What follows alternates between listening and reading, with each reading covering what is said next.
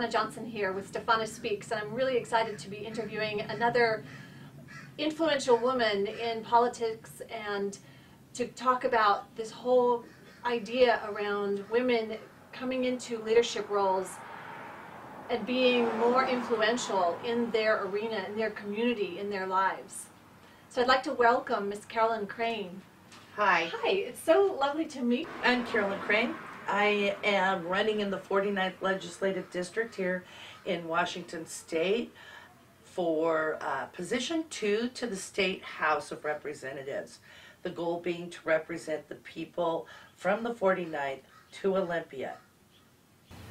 Why do you think there aren't more women stepping into politics and into leadership roles in politics? Well, I'm not sure that I have a complete answer for that, but I will say that, as we're younger, with the economy doing what it's doing and everything, we struggle with feeding our families and taking care of our home, mother, wife duties, as well as working full-time jobs, most of us, and that leaves us with very little time to pursue a political agenda on itself. And I would say that probably is the primary reason. At least in my experience, once I was past the children raising point, and it was my husband and I became very much more politically active than I was before because I had more time. What advice would you give women interested in stepping into a leadership role, whether in their own business or in politics, that might help them step into it more confidently? Well, I've owned 3 businesses, okay? So education is a good start for taking on anything. That's my personal first take, whether it be public education, higher education, or simply just sitting down and doing the research and learning on your own. With the internet opening up the world, what I learn constantly is way more than I ever learned in my college degrees. It's just amazing. And it's right here at your fingertips. Yes. So I absolutely recommend do some research. And one of the best things that ever happened for me, you got to learn to take criticism. Okay? You got to be a little thick-skinned. You can't be too thin-skinned in any leadership role because you're going to have an employee occasionally just, get mad at you, or people are going to just turn around and disagree with your opinion on something. Right. And you have to be prepared for their disagreement. In fact, you should consider embracing it because it gives you an opportunity to open your box, look at the conversation bigger and bigger and bigger, and see so many other angles.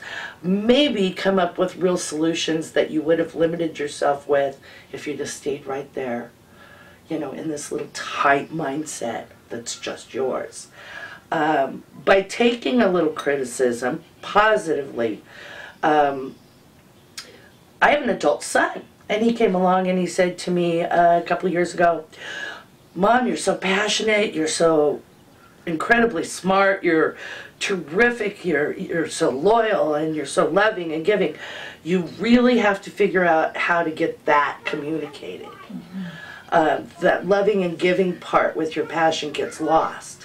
And he said, "I think you should consider seeing a communications coach or something to see if they could give you some assistance with that." And he was right. He may be my son and therefore, a lot of years younger than me, but smart kid. Very astute to make that analysis and communicate it in a way that is actually very helpful. If my son said that to me, I would probably not be taken aback. I would actually stop and think, I've raised a pretty wonderful human being here.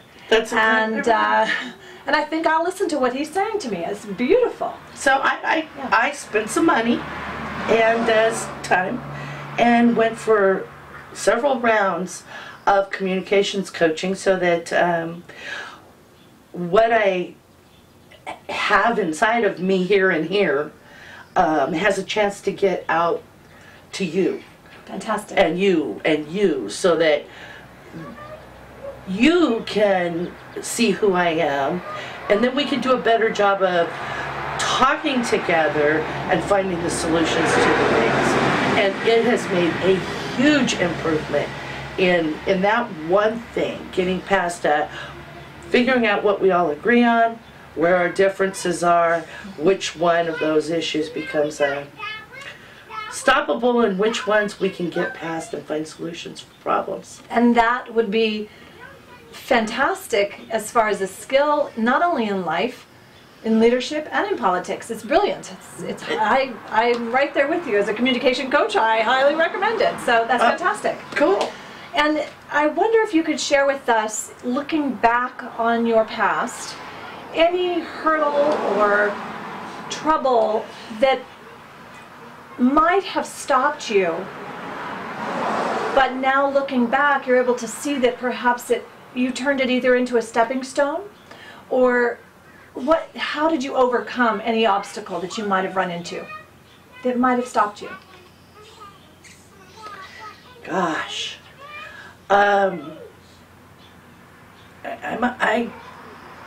There's always hurdles. When I was growing up, my grandfather said, my nickname was Hazel. He said, Hazel, every time you climb a mountain, you're going to look behind you and it's just going to look like a hill. So don't give up on the mountain. Just climb the mountain. I often have this little thought go through my head that says, gee, Grandpa, it would have been nice if you had told me that it's because the mountain in front of you is bigger, but, you know, I didn't get that half the conversation from you, dude. But I think that was great advice on his part. And as I have progressed with life, I think every step comes with pros and cons. You know, you might you know, deal with my sister or deal with my husband when he had cancer, or now where I'm dealing with my elderly parents, or just every step has challenges, whether it's in your personal life or professional, you know, when the tax structures changed, when I owned my businesses, and all the planning I had done became unraveled, and you had to reweave the fabric for the plan to actually get past and continue to go and grow. All those things, they kind of make up who you are. How you handle them. Yeah. How you deal with them. A learning experience, as something you can, you know, tap later. So it's, you know, it's not, even the things that you look at and you think they're really bad, they help you to be wiser, to make better choices, to be compassionate for other people who might be bumping into that situation the first time. The downside of that is you get an awful lot of phone calls. Carolyn, what do I do? but the upside is you've already lived it, so you've gone through the research, so you have an answer. And so there's an up and a down to everything. Absolutely. If you would think of one motto or one mantra that you use to keep yourself motivated and moving towards that mountain, what would you say that might be, if you have one? George Mueller said that the beginning of fear was the end of faith. And I woke up one morning and thought to myself, but then the beginning of faith would be the end of fear, and the end of fear is the opportunity for energy to take action. And that's what I live by. Wow.